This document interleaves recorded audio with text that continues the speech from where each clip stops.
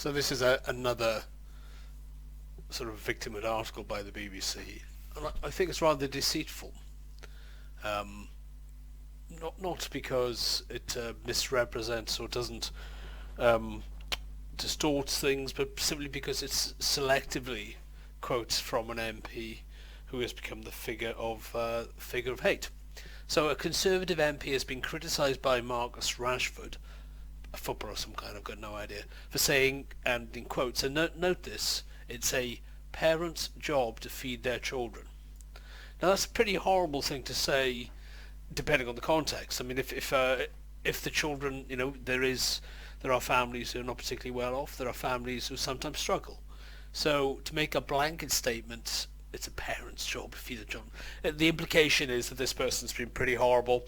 It's a kind of old school, conservative, Victorian mentality. Children should look after themselves, kind of thing.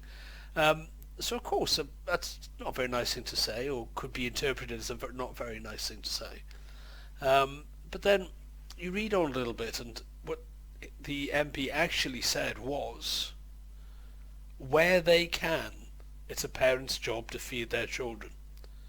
Now that is a very different statement from it's a parent's job to feed their children. Now you may think, well, the difference is superficial, but it really isn't. I think most people would agree with the statement that where they can, it's a parent's job to feed their children. Of course, if you're going to have children and you are the parent of those children, then you should endeavour to feed them. I mean, we have a state which looks after those who can't help themselves, and I think most people would agree with a welfare state that helps those who can't help themselves. But regardless of that, a parent should feed their children. A parent should provide for their children. A parent should look after their children. There's absolutely nothing controversial in that statement, but the BBC have selectively quoted it so that it looks as though the MP is sort of Victorian style, reduce the surface population kind of comment, which is a complete misrepresentation.